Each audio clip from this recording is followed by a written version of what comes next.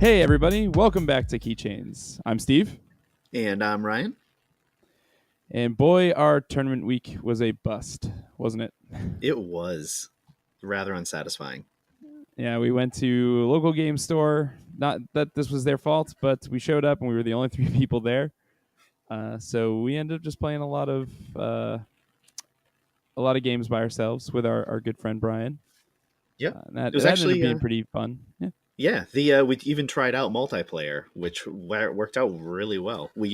I know there's some multiplayer rules floating around on the internet. Because everyone's kind of trying their hand at it. The one that we went with was normal hand size. You still only activate one house. First player. Well, I guess I shouldn't name the things that are not different, and just name the things that are different. The only thing that was different from a normal Keyforge game was that each key went up in cost by one ember. So the first key that a single person forges was 6. The next key that person forges is 7, and then the one after that was 8. And that kind of allowed this catch-up mechanic where Steve falls behind on keys, Brian and I go up on keys. We're 2 keys, needing our third. Steve then is able to craft a little quicker to catch up to that second key where we are and work on his ember without blowing us away. And it worked out really well. There was some weird targeting stuff where, like, if it was we decided that if a card referenced a singular opponent, then you just chose an opponent for that card to affect. Otherwise, if it was all enemies or all creatures or whatever, then it was all of them. But it was really fun. It didn't seem like it dragged things out or anything like that. It's still, I mean, it was a little longer than a normal game, but I think that scaling costs allowed for like those burst amber turns to be like, well, instead of feeling so explosive and unbeatable in some ways, not that explosive amber turns are unbeatable, but just those explosive amber turns were just like, well, now I'm just back at normal cost. That's not a huge deal. Yeah, it kept people from just stealing the game out of nowhere because they needed a little bit more ember than usual. Yeah, I still got my butt kicked, but that was fine. And then we just It was played a close. couple of other games. Yeah, it was a good time. Yeah. My Richard the Scaled deck, it's still it's just so synergistic, consistent. I don't know. I'm very Yeah, happy so with it. I had an interesting thought while we were playing that game in particular. It was because it was a moment where we both sat down, and I think our first, I don't know, 6 turns went by like in a flash. Yeah, Like we knew what we were doing. We sat down, played our cards. There was no question about what we were doing, how we were going to play these cards. It was just, here we go. All right, pass turn to you, and I'm, pass turn check, and just kept going. It felt so fluid. It was really an yeah. interesting experience. I don't even think in our like Magic play recently, like we've had turns that go.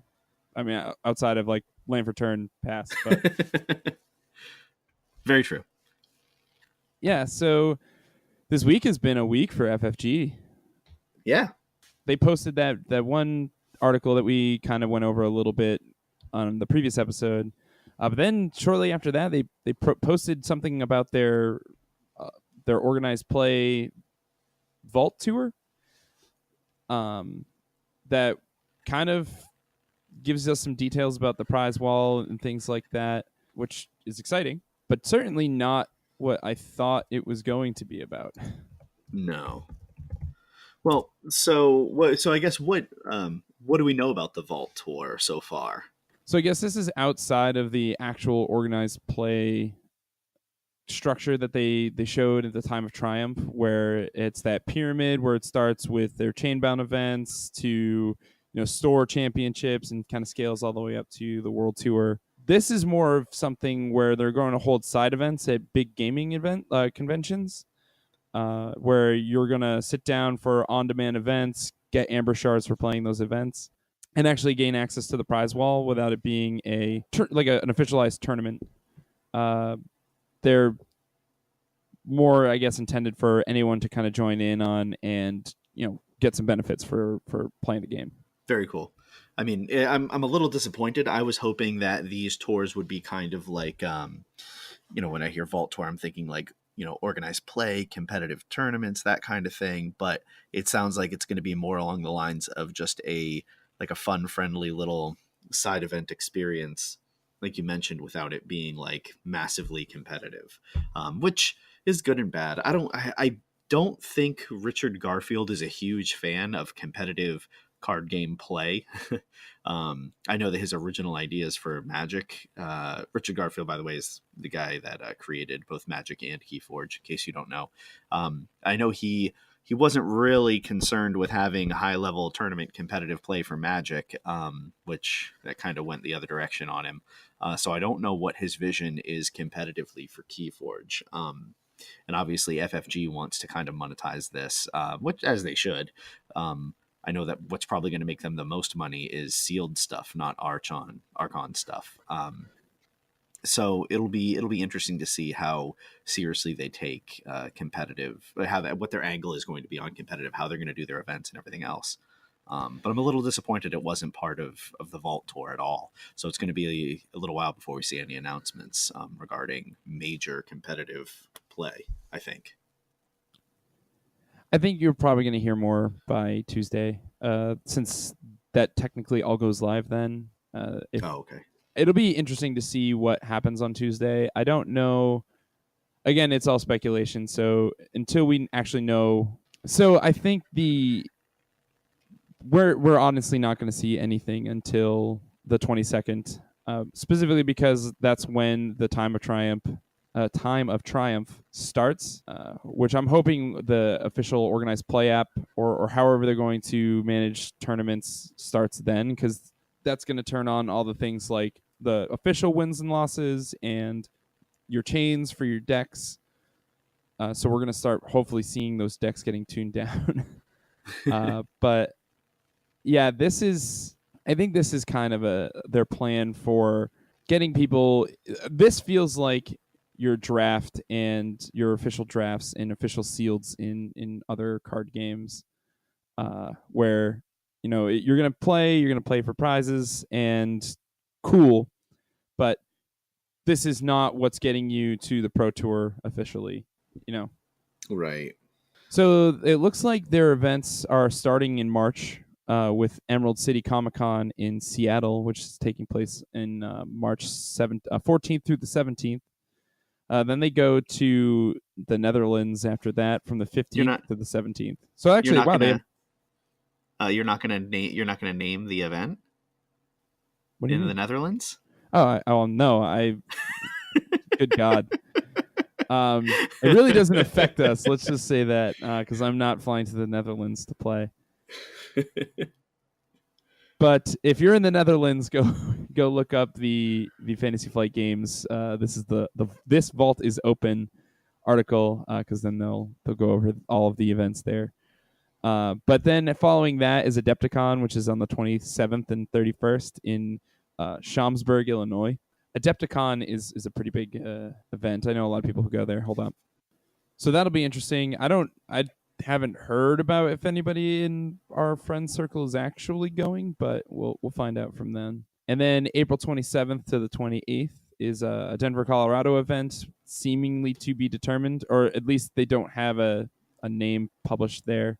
I didn't go look at that event, but the one that I was actually interested in outside of another particular one is the one that's happening on May 25th through the 26th in Atlanta, Georgia. That's at the Cascade Games event. I'm not sure what that is, but it looks like it's FFG only. So that looks neat. Yeah, I mean, it looks like we looked at some of the other events that were going to be occurring there, and it's things like X-wing and L5R, just yeah, like a horde of FF, a horde of FFG products being on display. So I don't know if it's limited strictly to theirs or if that's just the only stuff there. Yeah, I don't know. Yeah, so if anybody knows, send us an email, or let us know, because we're curious, if it is exactly, or if it's only FFG, or if there's other things going on there. But then from there, we move on to May 31st through June 2nd at the UK Games Expo in Birmingham, UK. And then it is Origins through June 12th through the 16th, and that's in Columbus, Ohio. And then the one that you'll definitely find us at, August 1st through the 4th, is Gen Con in Indianapolis. This will be Ryan's first Gen Con. I hope you're excited for that. I am very excited. I didn't realize it's the 1st through the 4th. That's a lot of days of Keyforge. I don't know if they're actually. Oh, I mean, I think it's because again, it's the Vault Tour, right? So you're just going to sign Right, up and do it. So it's just going to be on demand. Like they'll just fire off pods and go. right. Unless I'm missing something from that article, which I don't feel I am. I read it twice last night. They're definitely going to be a lot of KeyForge at Gen Con. And then it goes Definitely. to Krakow, Poland, August 25th to the 20. I'm sorry, the 22nd through the 25th. Still to be determined on the ticketing information on that or where it's even going to be.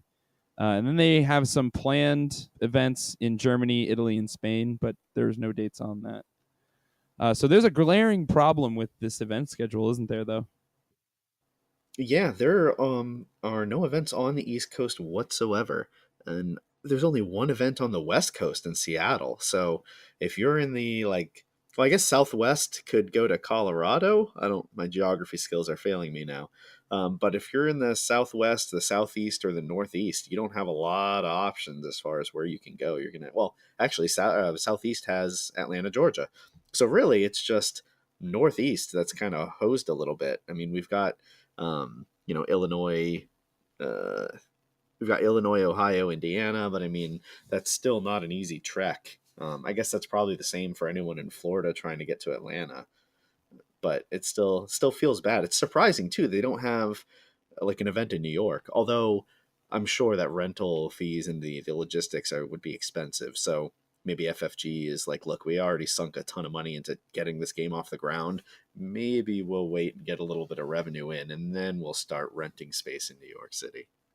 Yeah, it just seems like with PAX East, and maybe it was just a timing issue, but it seems with PAX East kind of around the corner here that it would make the most sense to have had something for that event. But I guess it just didn't happen. I did hear that there's some KeyForge happening there.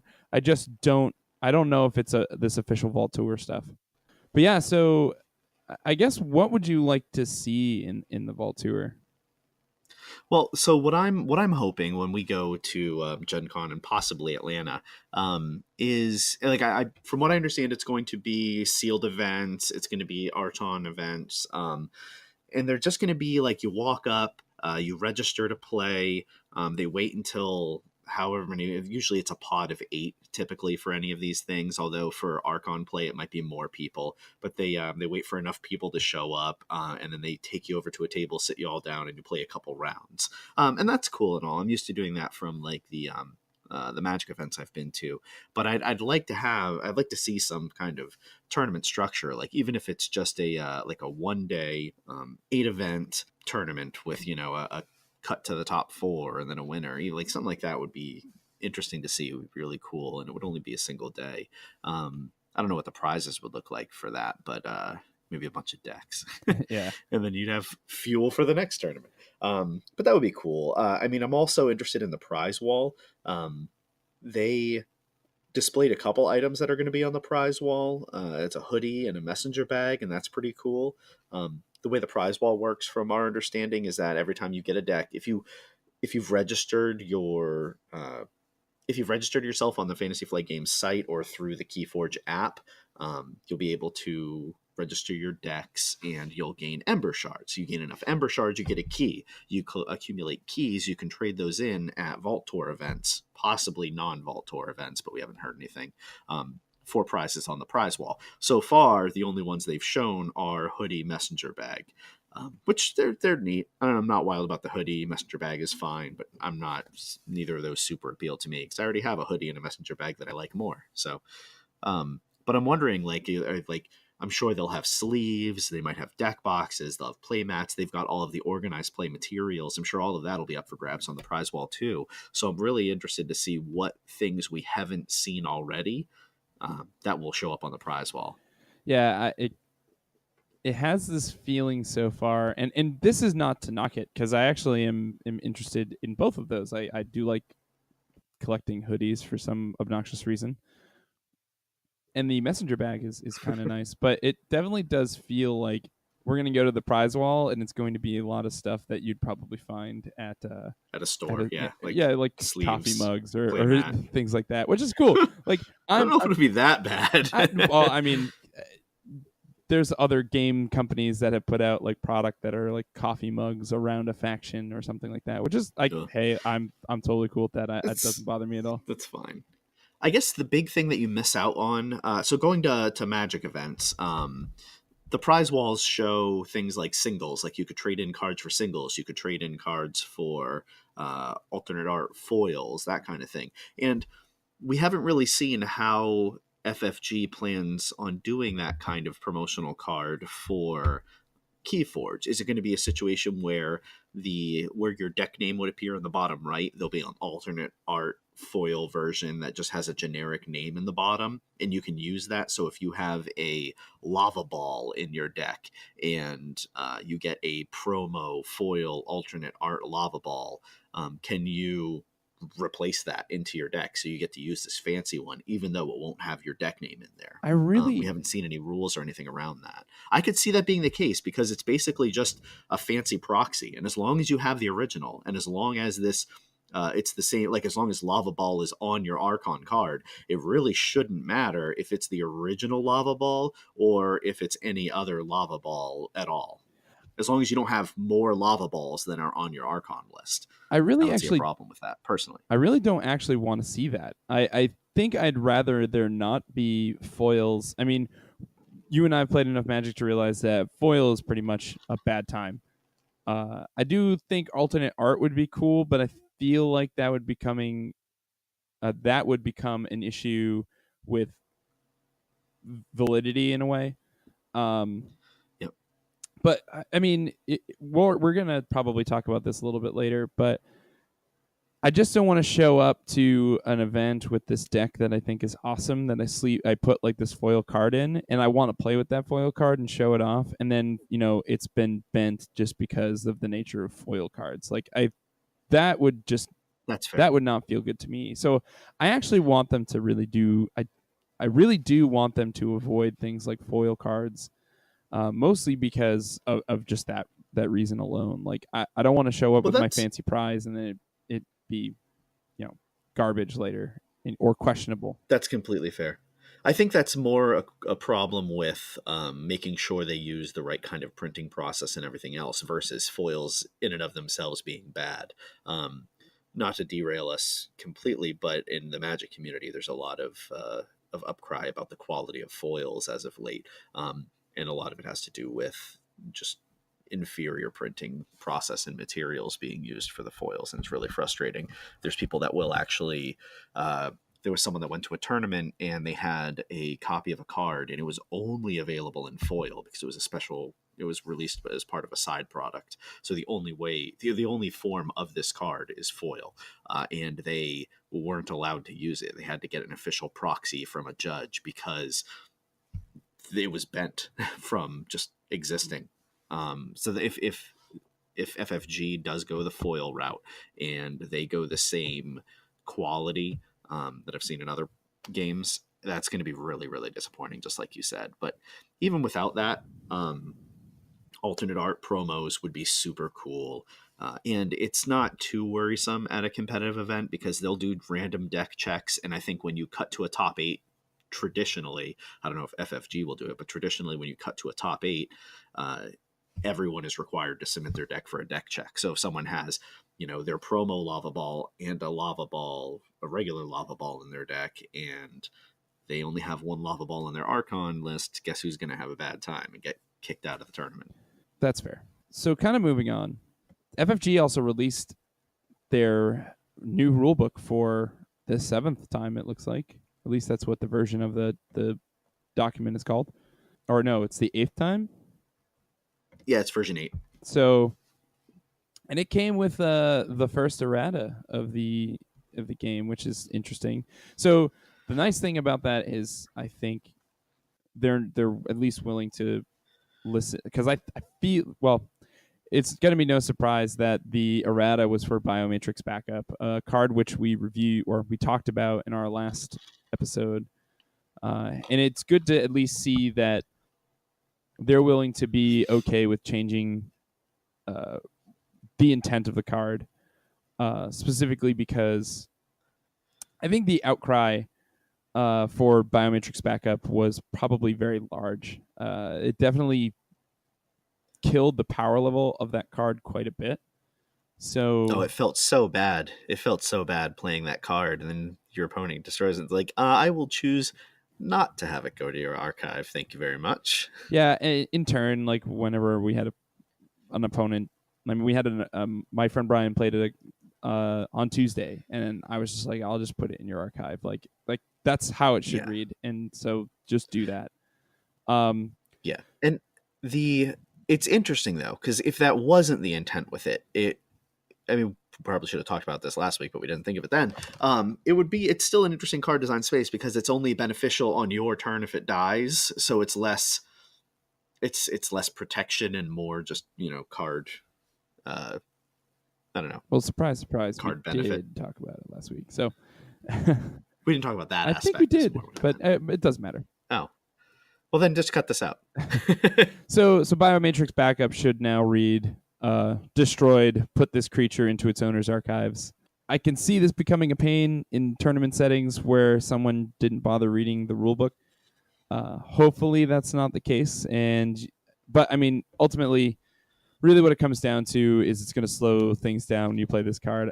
If someone hasn't read the rulebook, because you just call a judge over and be like, "Can you please, inform my opponent of Yep. the errata," and then move from there. Or again, playing miniatures games have tons of errata, and the thing that we Yep. used to do is just print that out, the rulebook out, and have it in our bag in case of you can't do that thing. You're like, well, actually, here's the official PDF from Fantasy Flight Games saying yes, actually, this is the case, and so that shouldn't need to call a And if marshal over for that. But if you do, uh, Yeah, it's not a big deal. In the tournament rules and regulations, you're required to have a copy of all errata, all rule documents on hand as the tournament organizer is required to do so. right, I believe that players are allowed to refer to the rules or request the rules at any time. I may be mistaken about that. I'll have to double check.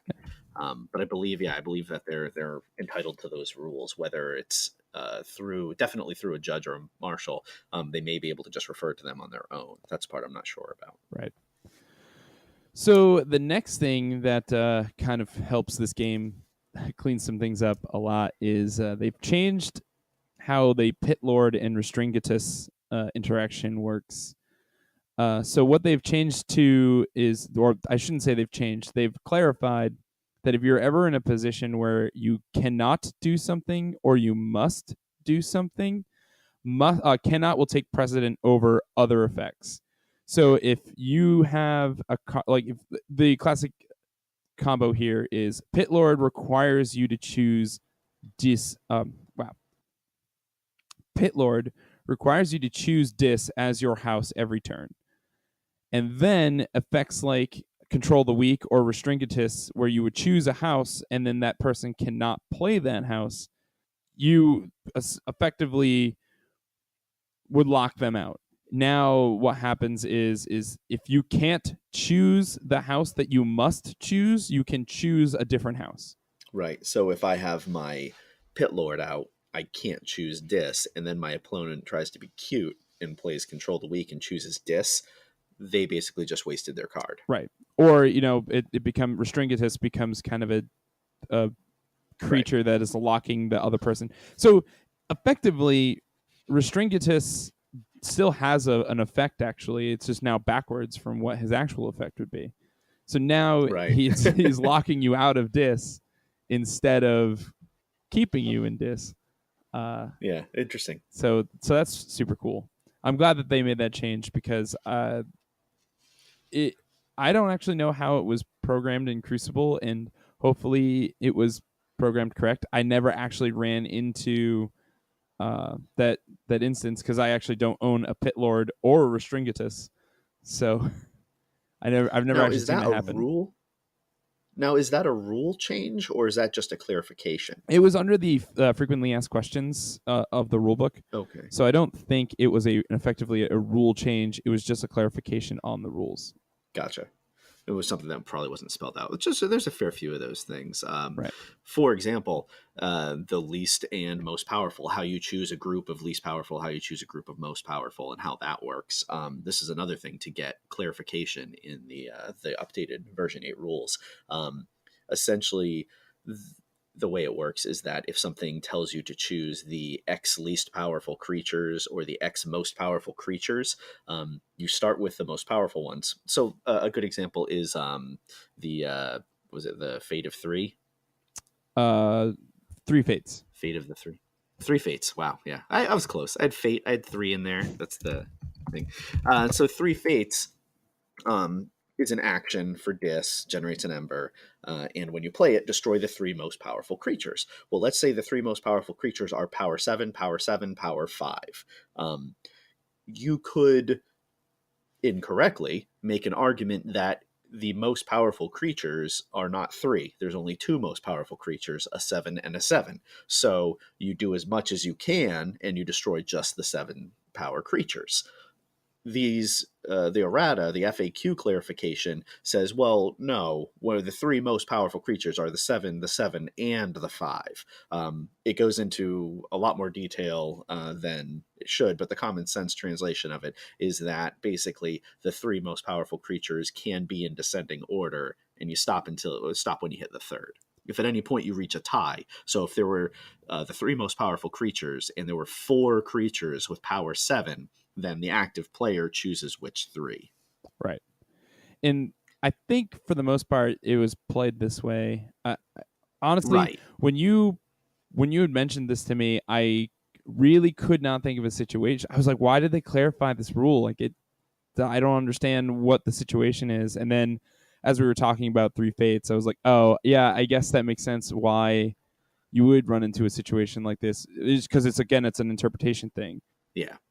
If someone came up to me and said, "Hey, how does this card work?" I would explain it the way that the clarification describes. Like you go 7, 7, 5 in using the power example I provided earlier.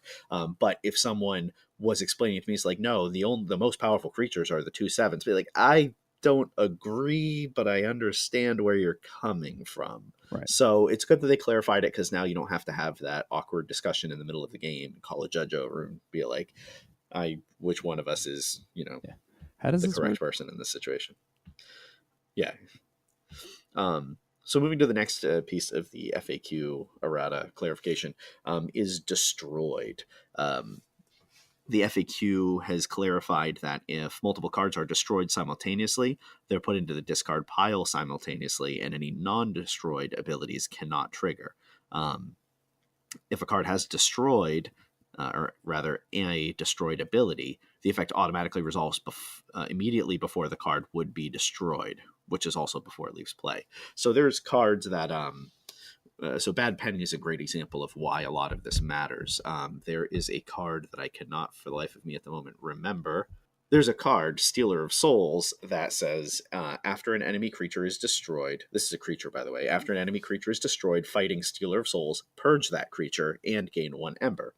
Bad Penny is a creature that says destroyed, return Bad Penny to its owner's hand, I assume, or to your hand. I don't have the text in front of me, but okay. So if you have Bad Penny, which is supposed to return to your hand, but you have it fight Stealer of Souls, which says purge that creature, how do you resolve that effect? And this clarification is supposed to kind of do that.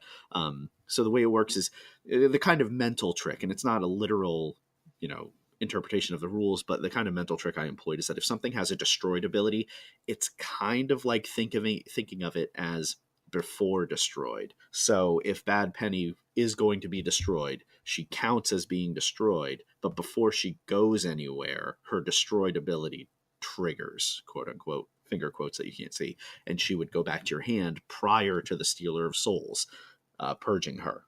So she never actually goes to the destroyed pile, but on the checklist of things that happened, the destroyed checkbox is marked off.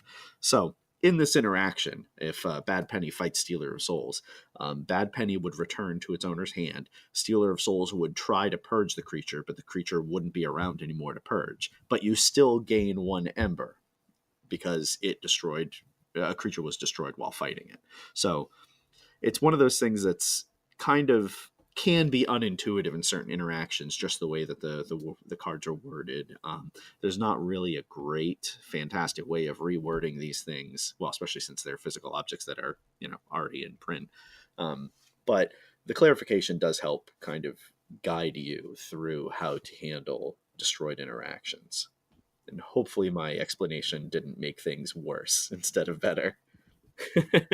I guess alternately, there's another interaction that would seem like it would work the same way as Stealer of Souls, and that's actually Seeker Needle. It's just an artifact that has an action: deal 1 damage to a creature. If this damage destroys that creature, gain 1. But the reason why it doesn't work this way is because Bad Penny isn't the criteria for the card being, or for the amber to be gained. So her existence doesn't need to be there for the card for you to gain the amber from Seeker Needle. Where alternately, Bad Penny's existence is required to be purged by the time it's destroyed. So if she doesn't exist on the table anymore, the Stealer of Souls ability does not resolve. Well, I should say the purging aspect of it does not resolve because you can no longer purge her. She doesn't exist. It's weird. It's yeah. We could probably spend a good half an episode going over the nuances of destroyed, but I think we've probably exhausted short-term patience on the topic. Right. So the next part, I brought this up mostly because I actually played this thinking that it would work this way, and it does not. So healing 0 damage does not trigger effects that require you to heal damage.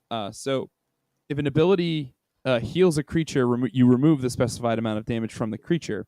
If the ability fully heals a creature, remove all. So that is just the rules text for healing. So their clarification here is that any creature can be chosen to be healed by a card effect that heals. So you can target something at full health with a heal effect, even if it doesn't have any damage on it.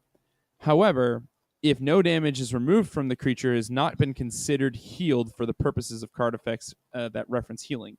So the one card that I immediately thought of, which is the card that I played totally wrong, is Vigor. So Vigor is an action. It is heal 3 damage from a creature, or heal up to 3 damage from a creature.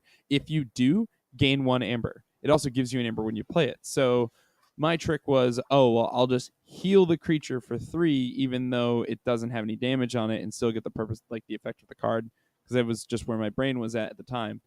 But it does not do that.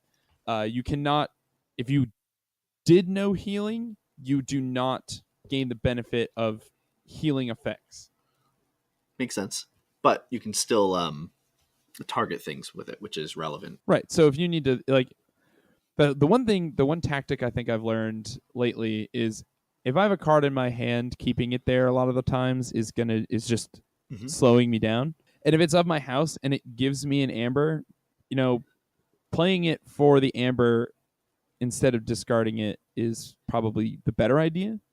I mean, I don't have to discard the card and I don't have to play it, but if I'm just running into a situation where I'm not going to be able to use this card anytime soon, if I can't foresee me needing to use this card in the next 3 turns, I generally just play for the amber just so I have it, and then it's on the table, and I didn't throw this card in the trash and not use it. Yeah, I'm of the same opinion. You just flip a card for amber. Because, I mean, so if my kind of decision-making process for this is that if the card can make a substantial impact on the board, so, a board wipe or something that'll steal a ton of my opponent's ember, if it has a substantial impact on the board, then I will hang on to it for at least a few turns.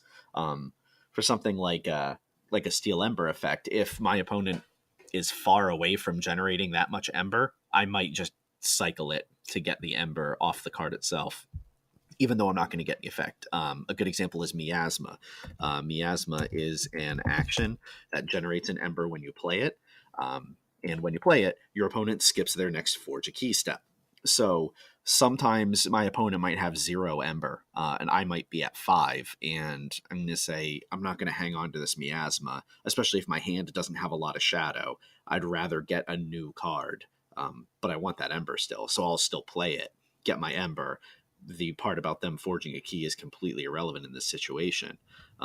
But that will allow me to cycle through a little bit faster and get some benefit, where otherwise it's just a dead card sitting in my hand. It's almost like having a permanent chains at that point, if you're not going to use it for multiple turns. And chains are awful because drawing cards is awesome, and chains prevents you from drawing cards.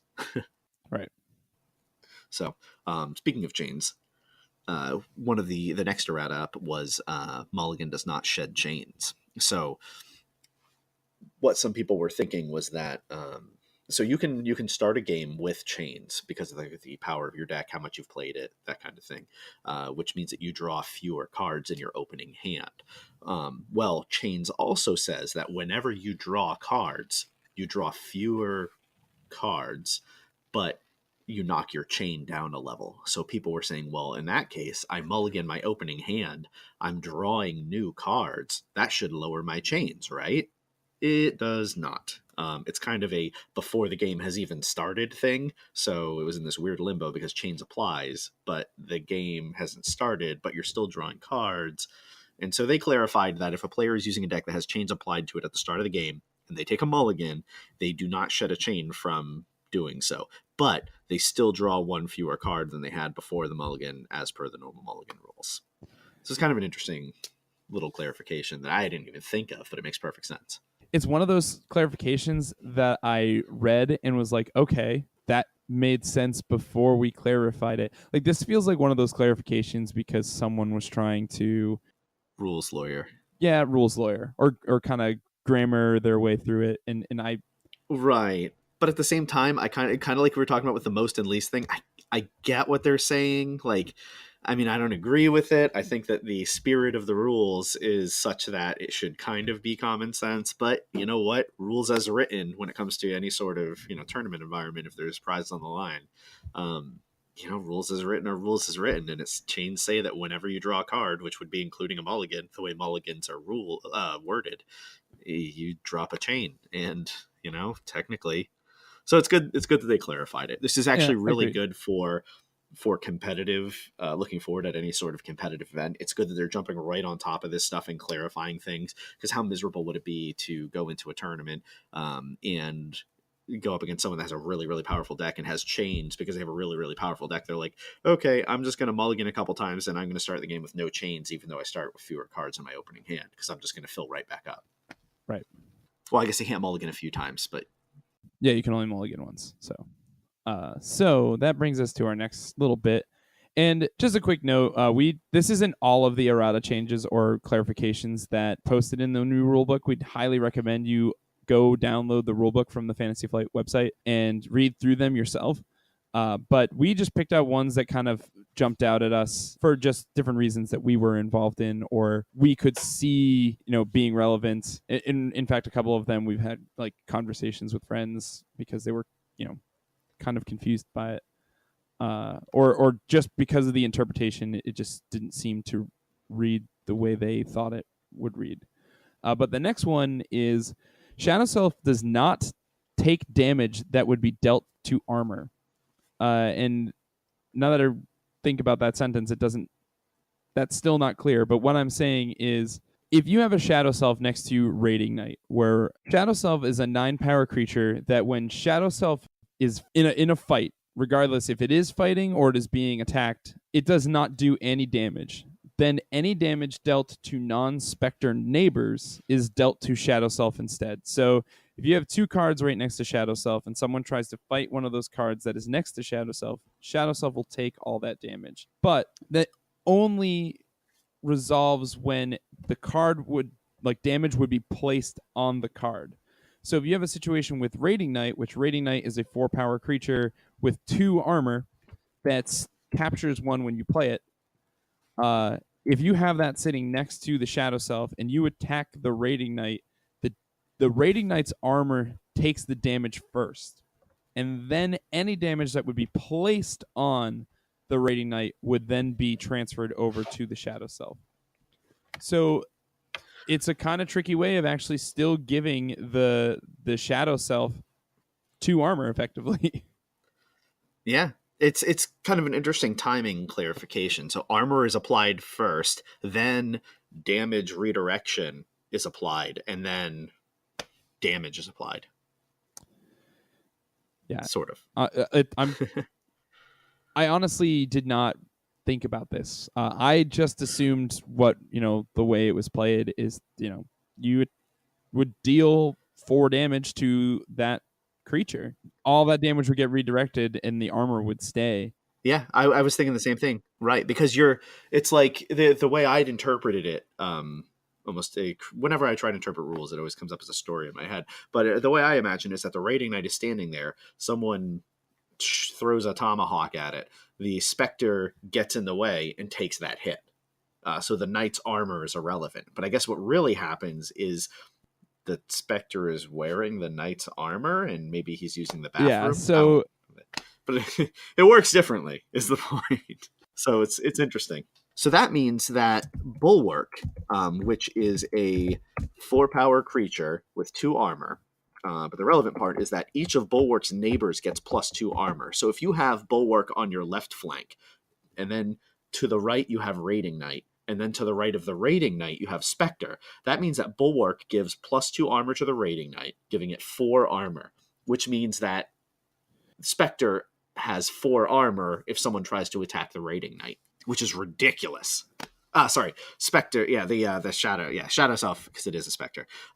Shadow has the armor that Raiding Knight has, so that extends the usefulness of Bulwark. It makes Bulwark just a stronger card if you weren't already playing this way and aware of it. Man, I love Bulwark. Such a good card. So strong.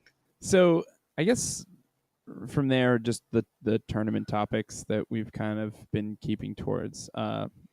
We kind of been paying attention to a lot of the different communities, most specifically Reddit. A lot of people have talked about different token suggestions for tournament, or just token suggestions, and we want to talk about tokens in the sense of, if you are ever planning to play in a Keyforge tournament, or even if it's a small inkling of your mind, it's always best to just be prepared beforehand instead of just showing up and being told no because of decisions you've made. So one thing that is in the official tournament guides is that no dice can be used when in a tournament. We've had a lot of discussion about this, and mostly we've found that dice are just too easy to manipulate accidentally. A bump table can shift it, and then, if someone's not paying attention for like 2 or 3 turns and that dice was on a 3 and it's been on a 4 this entire time, that calls a lot of things into question. And granted, one of the arguments is that tokens can be shifted around and stuff, but you actually had a good point about this. Yeah, so if I have a die on my Raiding Knight showing that he's taken 3 damage and he's 1 away from dying, and I bump the table, that 3 can flip to a 2, and now there's a point of damage that just doesn't exist anymore. Whereas if you have tokens and you bump the table and it slides one of your damage tokens from your Raiding Knight to your Bulwark, that damage still exists. It's still on the table, even if it's in the wrong place, on the wrong creature. It still exists. And there's a higher chance of catching that, because you can be like, well, wait a minute, you never fought my Bulwark, did you? And they say, no, I never fought your Bulwark. We're like, oh, when we bumped the table, that must have shifted the damage. That must have been on the Raiding Knight. It's a lot easier to correct a situation like that than it is to correct a flipped die, because you have to remember what the value is and not just count up and make sure that everything makes sense.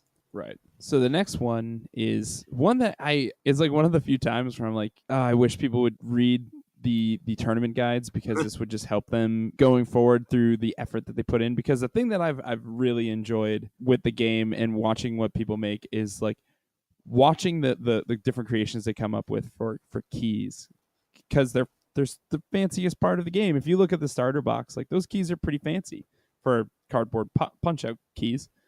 They look cool. So people go through and they make their cool looking keys, and they're all black or they're copper, silver, and gold, which is, it's fine if you're playing with friends. Super cool.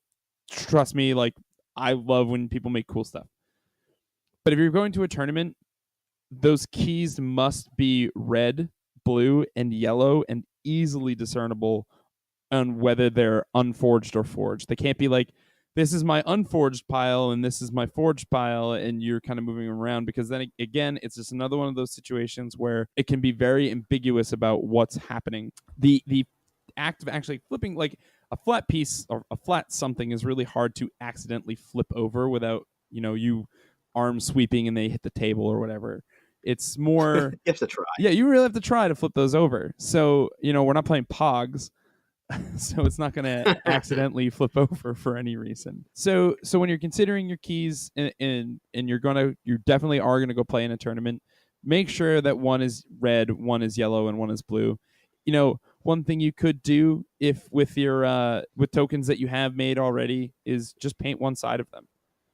Paint one side red, one side yellow, one side blue, and that way you have it on the chrome and the copper and the gold, or your purple or whatever alternate colors you chose. You just paint the other side, flip it over. That's your forged key. Awesome. Yeah, that's just one thing you just want to make sure of when you're going to go play in a tournament. Yeah, definitely. And that might be future proofing too. When they design future sets, they may even have ways to interact with, like, destroy your opponent's red key. And there may be strategy to deciding which key you decide to forge your first time forging a key. Because there is nothing that says you have to forge the red one first and then the blue one. So there may be eventual strategy as to which color you choose. Or there could be benefits. If you have a red key forged, you gain an additional ember each turn. Cards like this could exist, and it's an interesting design space for them to use. Yeah, I think you're definitely right there. There are keys. There are not card, no, keys. There are cards out there right now that do destroy keys. So Yep. a way to kind of maybe power that down a little bit is destroy target blue key, or Yep. I completely agree with that. I definitely think it's more for them future proofing, because they don't Yeah. know really what they're going to print in the future. I mean, they have ideas, but I don't think they have anything right now. Yeah. Another thing is that your tokens, you can kind of use anything as a token. It just can't obscure card information, and it has to be pretty clear what it is. They don't define what a token, quote unquote, is, so there might be some leeway in what you can use. I, for example, have a counter that I use for Magic. It has a dial. Well, it has two dials, 0 through 9, next to each other. So it's tens place, ones place, and you can click through them. So they're solidly in place when you have them set. You have to put effort into changing them. I like using that to track my ember. It's just easier to count. I can just see a number instead of counting how many things I have. One of my peeves with the ember tokens is that they can stack on top of each other, so it can be a little unclear at times how much ember is actually being represented. Do they have 10 or do they have 8, which can be relevant if you have cards that steal ember, or if you need to know how much ember you need to steal to prevent them from forging their third key and winning. So I kind of prefer that. But one thing I have to be aware of is that the judge or marshal at a particular event I go to may not be fond of considering that as a token. They may say, no, it's not a token, it's a dial, and that doesn't count as token. And there's nothing to say that I'm wrong or they're wrong.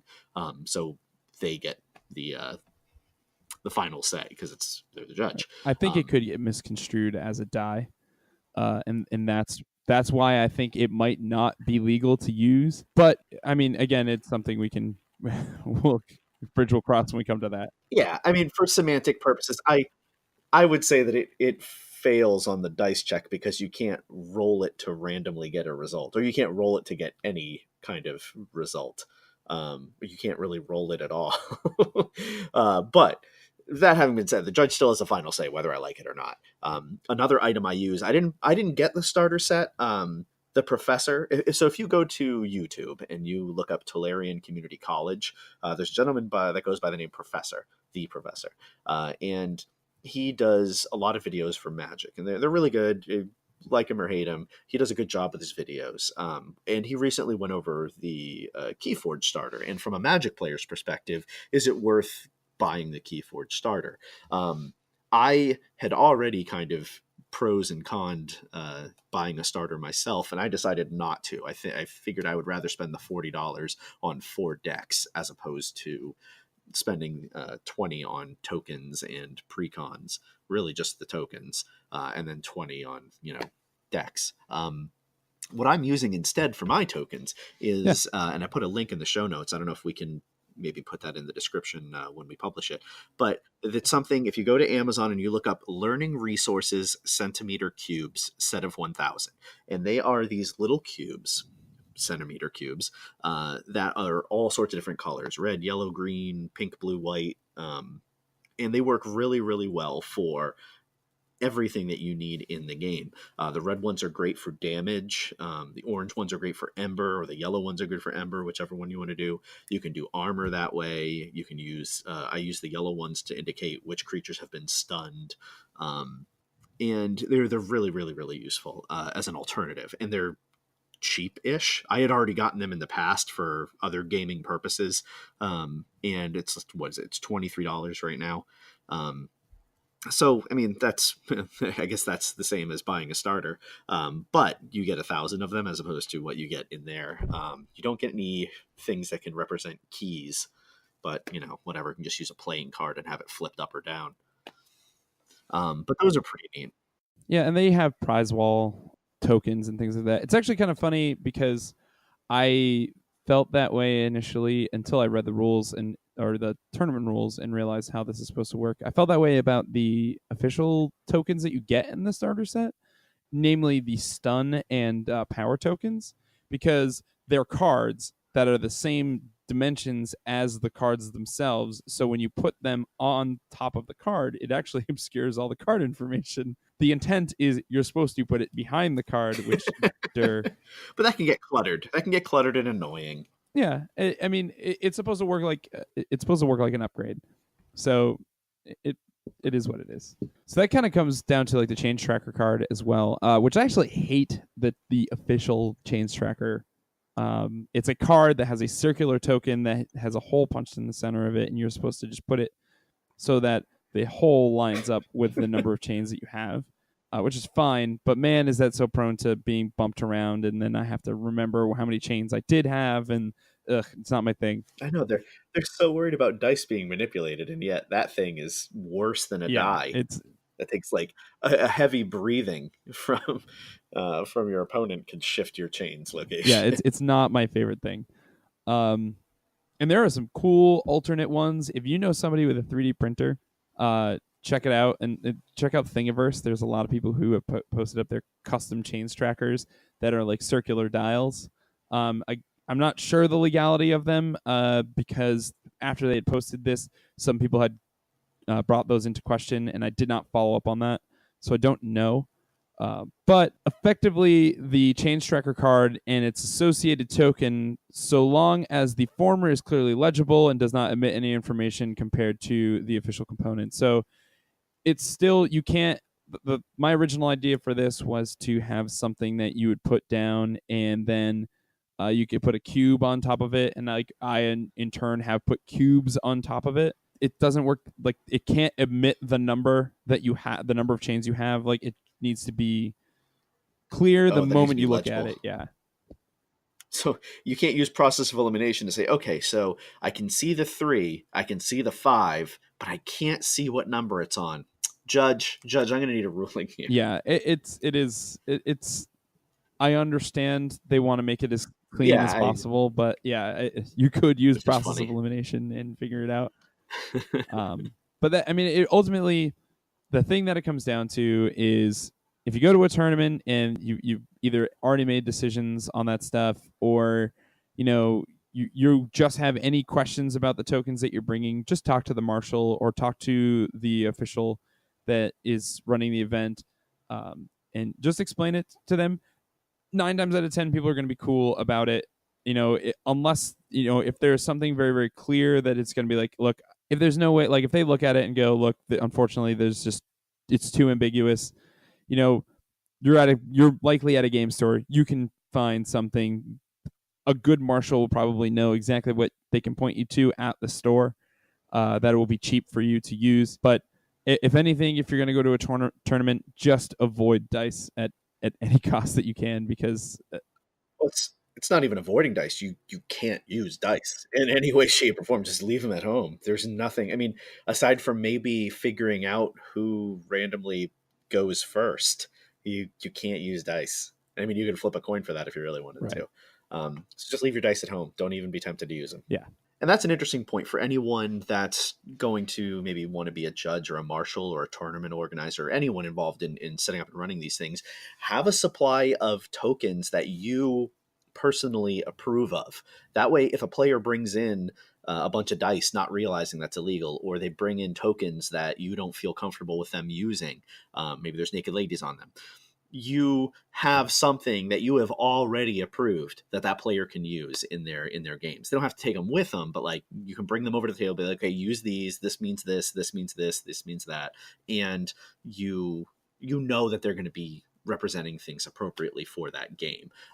What you don't want to do is have two players both show up with no acceptable tokens and then get paired against each other, and then okay, well, what do we do? I can't mooch off my opponent's tokens, and he can't do the same. So I guess we'll just remember everything. That would really be annoying, and then you have to scramble for tokens and everything else, and it ends up being a little bit of a mess at that point. So lesson pre-learned here: bring your own tokens if you're going to run an event, so that you have some for those that maybe run something a little awkward. Yeah, and honestly, if you're into playing tournaments and you want to have like clear, tokens for the game, check out Etsy. I've gone through Etsy and how new this game is. There are people putting out ridiculously cool tokens and keys and things like that on Etsy, and they're gonna be obviously at an upcharge because a lot of these people are kind of making these in their spare time. But definitely support those too. If FFG isn't putting out like their own official, you didn't buy the starter set keys and tokens, like check out Etsy and or just your local. I mean, even Amazon. Like some people have posted some stuff up there, although that gets dicey with third-party resellers and things like that. So, I see what you did yeah, there. that's terrible. Or or raid your old games. I have the Netrunner board game that Fantasy Flight came out with, and I was originally raiding that for different tokens to represent damage and keys and everything else, until I stumbled across my little collection of centimeter cubes that I've used instead. And you can kind of just pull from a bunch of your different board game boxes and go from there if you need to, as long as it's pretty obvious, like what they were. Oh yeah, like Steve, you have the Mercs tabletop game. They have these little blood droplet looking tokens. You were using those for damage, and those are awesome. They're so much better than the damage tokens that they come Yeah, with. I do have the starter set, so I do have all the official tokens, but the felt backs on those Mercs tokens when they sit on the card is very nice, so it doesn't like slide around as much as the cardboard tokens do. But yeah, I've been using those. I still use the regular amber tokens, though I do like the little craft store crystals that you can get that are generally colored, Yeah. and you can get them at a lot of game stores too. They usually come in like a tube, and they're see through, and they're little like. If you ever played Ascension, the Oh, yep. tokens, the one tokens for that are the same style. Man, I have also so many Ascension tokens. I could probably cannibalize some of that for Keyforge as well. That's true. Although the red ones are huge compared to. Yeah, I don't think I'd use the red ones for that. Although the red ones No. actually would be great +1/+1 counters, or +1 Oh, counters. that's true. Right, because they're so large. You don't often get a lot of power increases, so those would be good. Yeah. Yeah, that's a good point. I might have to steal my own Ascension cubes for that then. Yeah, so I think that kind of brings us to the end here. I'm actually really excited for next week, specifically because of the whole like that Time of Triumph goes live. Hopefully, we hear more about that coming in the next weeks, and we'll have some more stuff to talk about there. And we're gonna try to play in another tournament this time. I think we're actually running it because we want to make sure that it happens. So Yeah, be the change you want to see in your local gaming environment. exactly. All right, guys. Well, see you next Friday, and enjoy the rest of your week. You can say bye if you want, Ryan. No, I don't want to say bye. I can't think of anything now on the spot. All right. I'm leaving that in. Go to hell. You go to hell and you die. I'm not leaving that part in. All right. Bye, everyone.